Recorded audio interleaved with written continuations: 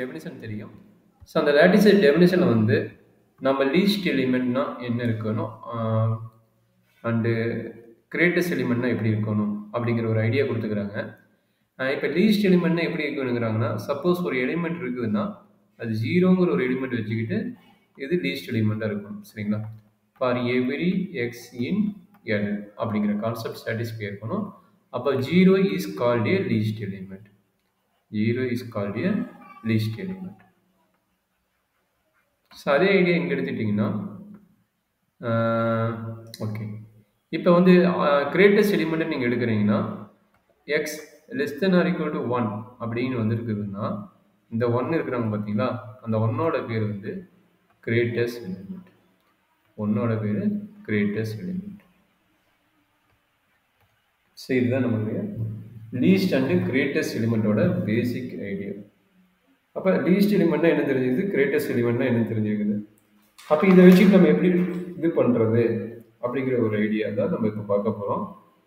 Suppose ரெண்டுக்கும் நம்ம already தெரியும், லீஸ்ட் நம்பர் எலிமெண்ட் என்ன, அப்பர் எலிமெண்ட், அதாவது நம்மளுக்கு கிரேட்டஸ்ட் லோயர் பவுண்டர் நோட்டேஷன் தெரியும், அடுத்து என்னது லீஸ்ட் அப்பர் பவுண்டர் நோட்டேஷன் தெரியும்.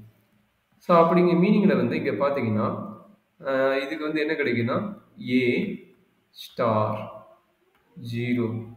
ஸோ அப்படின்னு எடுக்கும்போது நம்மளுக்கு வந்து என்னவா இருக்கணும், ஏக்கும் ஜீரோக்கும் கம்பைன் பண்ணும்போது இதனுடைய கிரேட்டஸ்ட் லோயர் பவுண்ட் என்னவா இருக்கணும்னா 0வாக இருக்கும். அதே இங்கே லீஸ்ட் அப்பர் பவுண்ட் அப்படிங்கும்போது ஏ ஸ்டார் 1.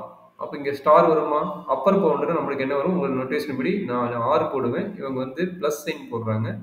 அப்போ ஏ ப்ளஸ் 1. அப்போ இதுக்கு பார்த்தீங்கன்னா லீஸ்ட் அப்பர் பவுண்ட் என்னவா இருக்கணுங்கிறாங்க, கண்டிப்பாக 1 தான் இருக்கணுங்கிறாங்க. ஸோ இந்த கண்டிஷன் சாட்டிஸ்ஃபை ஆச்சுன்னா is called A 0 is called a least element and 1 is called a greatest element. So இந்த டெஃபினிஷன் சாட்டிஸ்ஃபை ஆகும்போது இதனுடைய லா வந்து பவுண்டட் லேட்டிஸ். அப்போ பவுண்டட் லேட்டிஸ்னால் என்ன ஆகுது அப்படின்னா, நம்ம ஆல்ரெடி நோட்டேஷன் பார்த்துக்கிறோம். ஆக்சுவலாக இங்கே இப்போ வந்து இங்கே அண்டு போட்டேன், இது வந்து ஸ்டாரு, இது வந்து ப்ளஸ். சரிங்களா, உங்களோட நோட்டேஷன் படி. அப்போ இப்போ என்ன ஆகுதுன்னா கம்பல்சரி அந்த லேட்டிஸில் என்ன இருக்கணும், பவுண்டட் லேட்டிஸ் அப்படின்னா கம்பல்சரி அந்த லேட்டிஸில் என்ன கண்டெயின் ஆகிருக்கணும்னா கண்டிப்பாக எல் இருக்கணும், கிரேட்டஸ்ட் லோயர் பவுண்ட் இருக்கணும், லீஸ்ட் அப்பர் பவுண்ட் இருக்கணும், அதனோட லீஸ்ட் எலிமெண்ட் வந்து 0வாகவும் அதனோட கிரேட்டஸ்ட் எலிமெண்ட் வந்து 1ஆகவும் இருந்தால் இதுக்கு பேர் வந்து பவுண்டட் லேட்டிஸ்.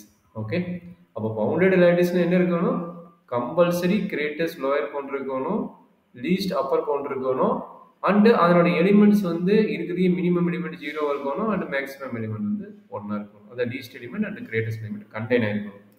அப்போ இந்த பாயிண்ட் நோட் பண்ணி ஒரு லேட்டிஸ் ஃபார்ம் ஆகும்னா that lattice is called a bounded lattice. அந்த லேட்டிஸ் பேர் வந்து பவுண்டட் லேட்டிஸ்ங்கிறாங்க. That is a very important point.